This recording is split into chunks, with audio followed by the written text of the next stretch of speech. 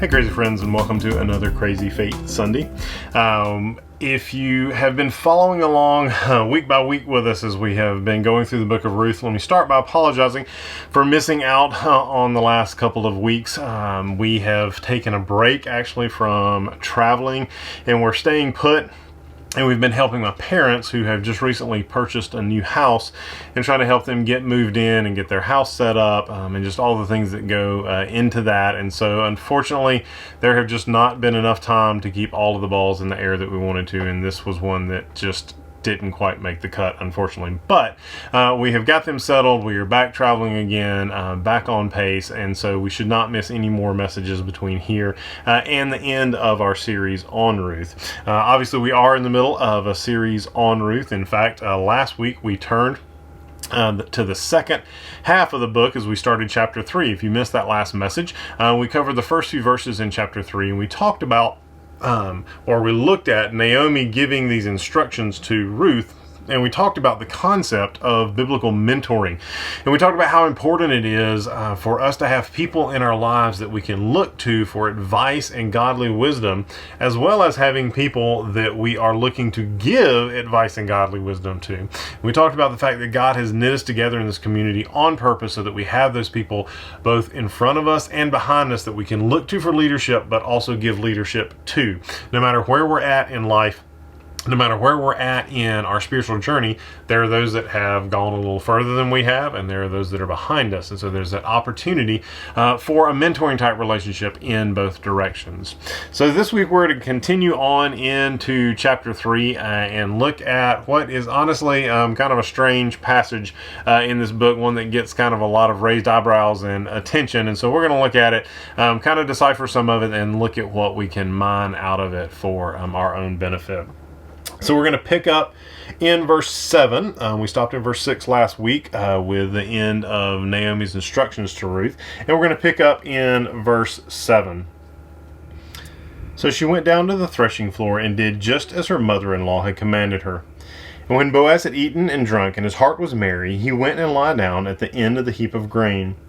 Then she came softly and uncovered his feet and lay down. At midnight the man was startled and turned over, and behold, a woman lay at his feet. And he said, "Who are you?" And she answered, "I am Ruth, your servant. Spread your wings over your servant, for you are a redeemer." And he said, "May you be blessed by the Lord, my daughter. You have made this last kindness greater than the first, in that you have not gone after young men, whether poor or rich. And now, my daughter, do not fear. I will do for you all that you ask, for all my fellow townsmen know that you are a worthy woman. And now it is true that I am a redeemer, yet there is a redeemer nearer than I. Remain tonight, and in the morning, if he will redeem you, good, let him do it. But if he is not willing to redeem you, then, as the Lord lives, I will redeem you. Lie down until morning." So she lay at his feet until the morning, but arose before one could recognize another. And he said, "Let it not be known that the woman came to this threshing floor." And he said, "Bring the garment you are wearing and hold it out." And she held it, and he measured out 6 measures of barley and put it on her. Then she went into the city. So, first off, let's be honest, this is kind of a weird passage, right? We are so majorly separated by both time and culture from the events in this that they seem unbelievably strange to us, right? Nothing in this passage would necessarily be appropriate if it happened in this day and age, right? If a woman snuck into a man's house and lay at the foot of his bed, that would be scandalous, right? In fact, a lot of the early church fathers in their commentaries really didn't know exactly what to do with this. There was a question whether what she did was appropriate, or even to the extreme, if it was even intentionally lewd and provocative. And so there was a lot of kind of back and forth in even the early commentaries of, well, this, we definitely shouldn't emulate these actions, but this is what she did. And part of that is also a reminder that all of these people in the Old Testament, none of them are perfect. The Old Testament's not a story of perfect people doing stuff for God. It's a story of a perfect God who's working with very imperfect people.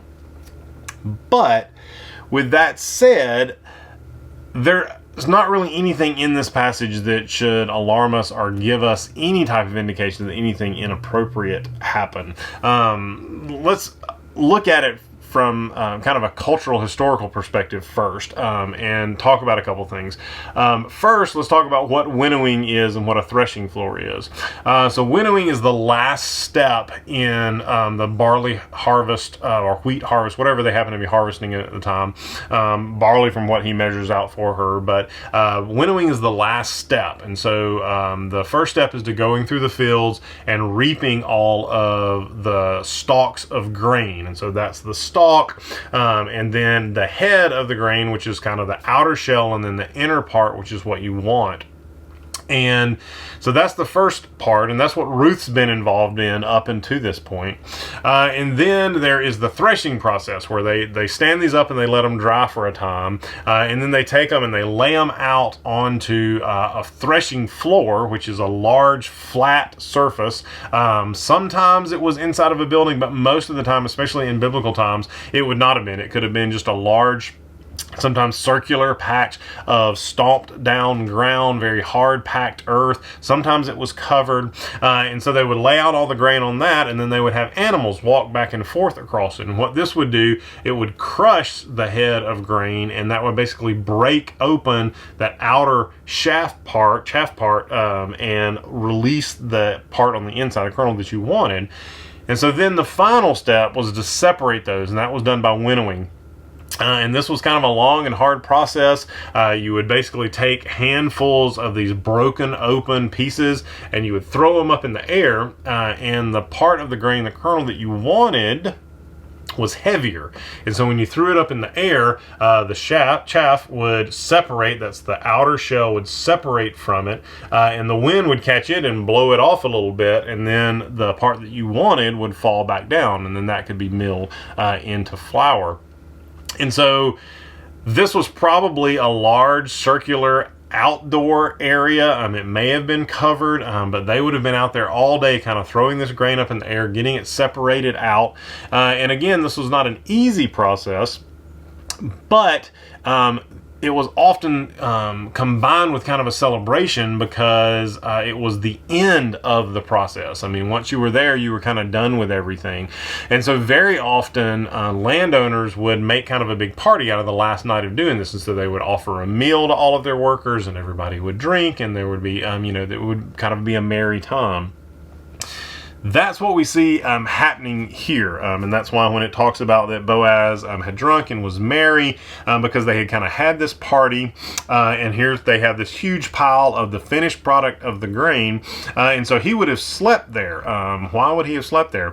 Well, remember that this Ruth happens during the time of Judges, right in the middle of the book of Judges, and if you read back through that book, you understand pretty quickly that this was not a calm and peaceful time for Israel. Israel was plagued by bandits from outside that were constantly coming to steal, and even people within their own nation that would go around and steal. And so it's very common for the owner to sleep there with his grain, basically to protect everything. And so now we kind of have a very different picture of what's happening here. So this isn't like Ruth sneaking into his bedroom and doing this. This would have been in an open air, out on this threshing floor. And we understand now also why he would have asked her to stay for the rest of the night. It would have been for her protection, just as he was staying there to protect the grain. He would not have wanted to send her out to harm. And so all of a sudden we get a very different picture through kind of the historical understanding of exactly what is happening here. Now let's look at exactly what Ruth did. So remember that one of the themes throughout the book of Ruth is the idea of this kinsman redeemer. Goel is the Hebrew word. And this is a law that God had given to his people all the way back in Deuteronomy and Leviticus. It's fleshed out where if a woman dies, or a woman's husband dies, and she has yet to have any children, the closest relative, a brother or the closest relative, is to marry her so that children can be fathered in the original husband's name and the line can go on. And this is a demand that's made of God's people. And Ruth had the right to actually go and demand this of her kinsman redeemer. In fact, if you read in Leviticus 25, you see that if the widow went and the kinsman redeemer refused, she could take him before the city gates, which was basically like their city court, their city council. And if he still refused to do it, she was supposed to spit in his face. This is a really big deal. She had a really big right here. But yet, she didn't go in demanding this right. She ran in quietly and she uncovered his feet. We're not exactly sure what that's a symbol of, but many people think it was just so that his feet would get cold and he would wake up and find her there.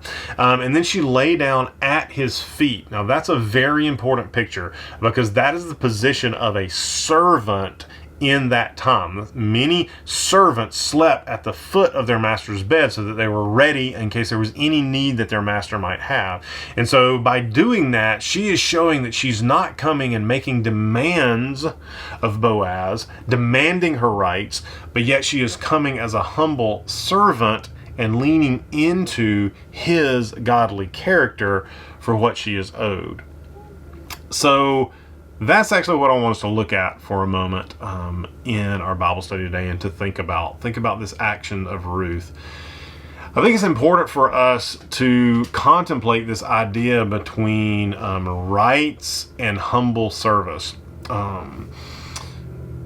Because I believe in our society today, there are so many things that we demand that we are owed, right? There are so many people that are demanding their right. I have a right to this and I have a right to that and I'm owed it and I deserve it. And we make those demands on so many other people. And yet, Ruth kind of goes completely against that in that she's not making demands or demanding her rights, but yet she's coming as a humble servant and requesting those. So, is that the right thing for us to do?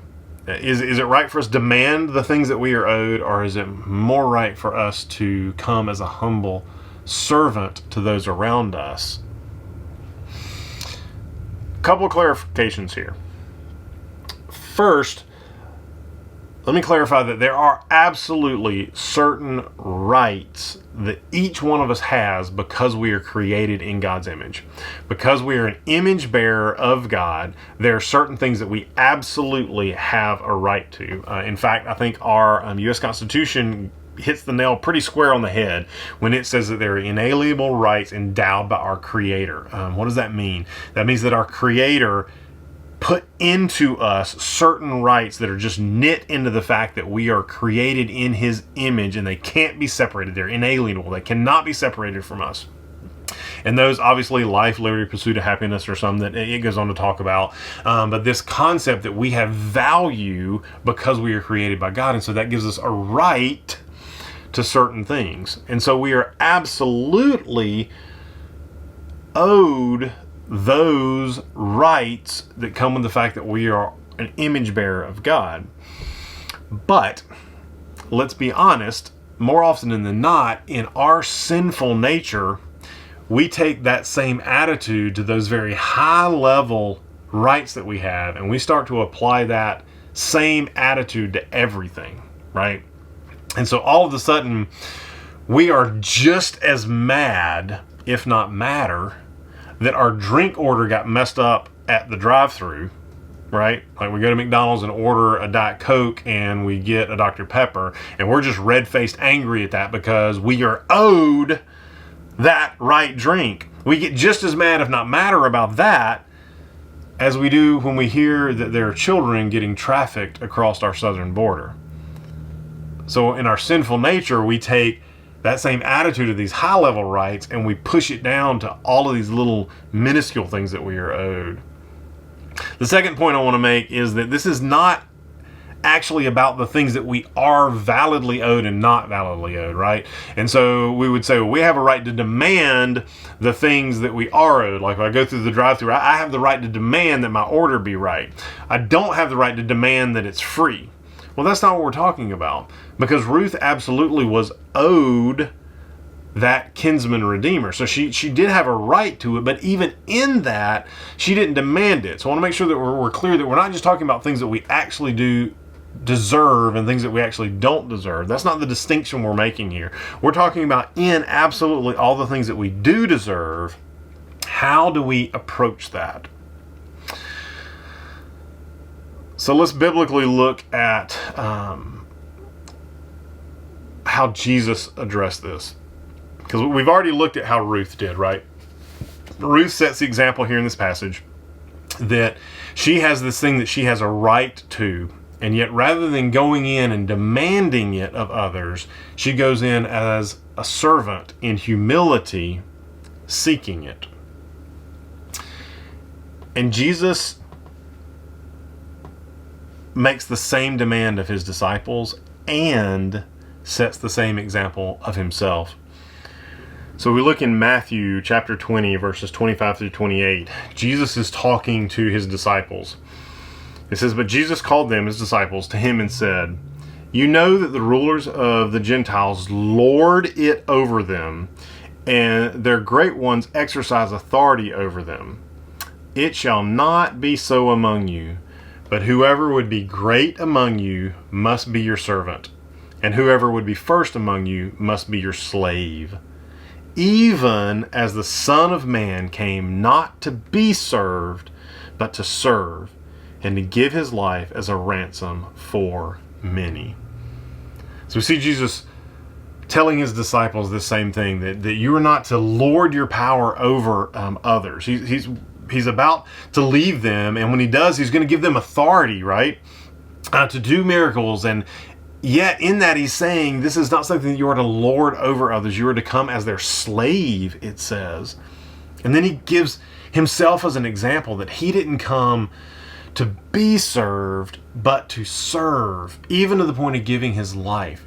If anybody ever was owed something, Jesus was owed worship from all of his creation. When he came to earth, he deserved and had a right for everyone to bow down and worship him. And yet, rather than demanding that as a servant, he knelt down and washed the feet of his disciples.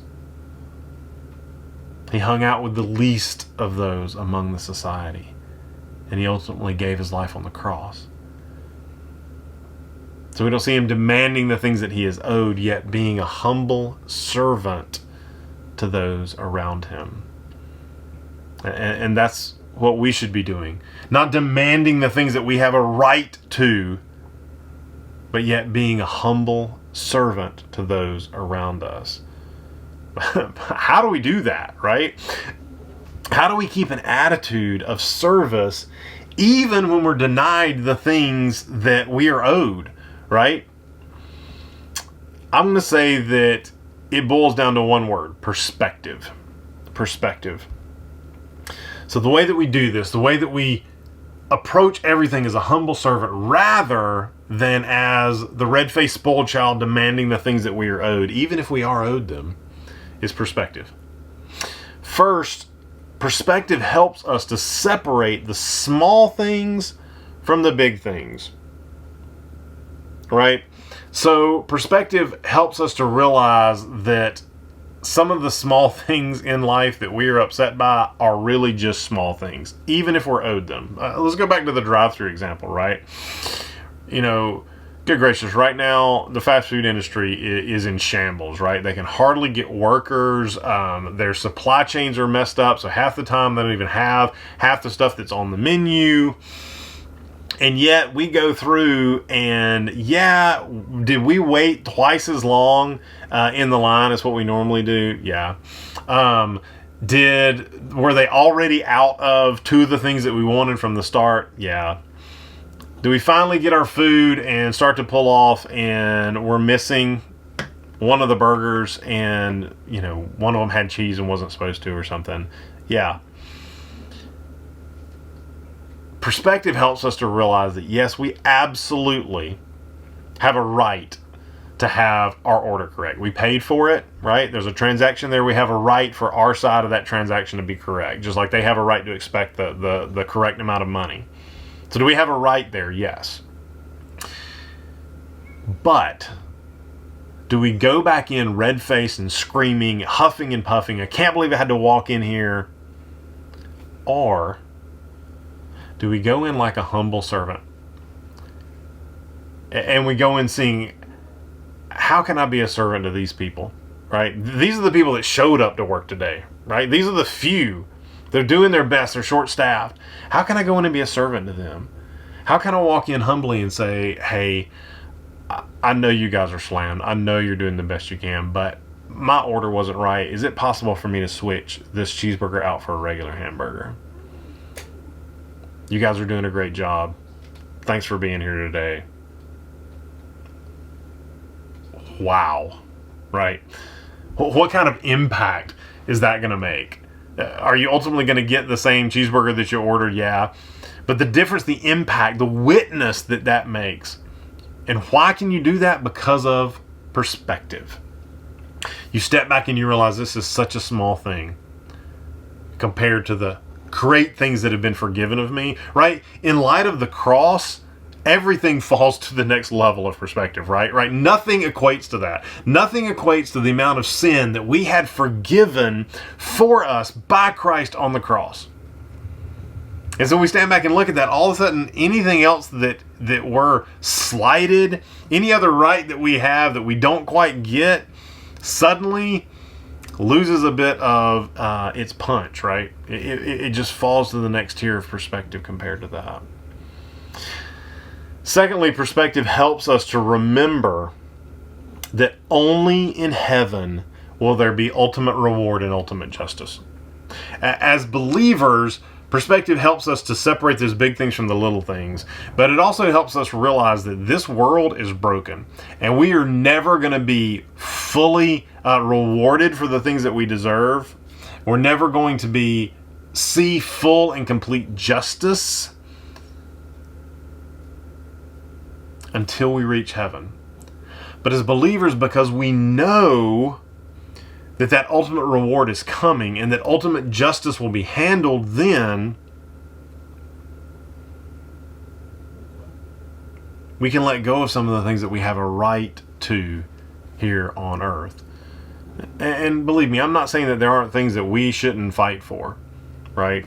The trafficking industry, the least of those that are getting abused and trafficked, we should fight for them. We should fight for those rights, but we should always do it with humility in the perspective of keeping it in the right order as compared to the cross, and in the perspective of knowing that we're never going to see full justice here, this side of heaven. So there's the challenge for you this week. The challenge is, when you face a denial of your rights, choose to be a gentle servant. Choose to be a gentle servant. When things don't go your way, right? You were promised something at work and it didn't happen. You're a kid, your mom promised you that you could go to the playground this afternoon, but the timing just didn't work out. When those things happen, choose to be a humble servant. Choose to approach it as Ruth did, laying at the feet of those that she could have demanded from. Being just like Christ, who came not to be served, but to serve, and to give his life up for those around him. Pray with me. Father God, we pray that you help us to model Ruth's actions, to model your actions. Father, to keep in perspective what is important and what is not important. Remembering that, Father, every little slight that happens to us is not the same. And Father, and that help us to keep our eyes on the cross so that we can maintain perspective of the things that happen around us. Father, help us to press for the rights of others. But Father, when it comes to our rights, let us approach them as a humble servant, being a witness to those around us, especially in the little things, God. Father, help us to make that impact on somebody this week as we are humble in how we demand the things that we seek around us, God. Father, help us to to be more like you. And God, we ask all this in Jesus' name.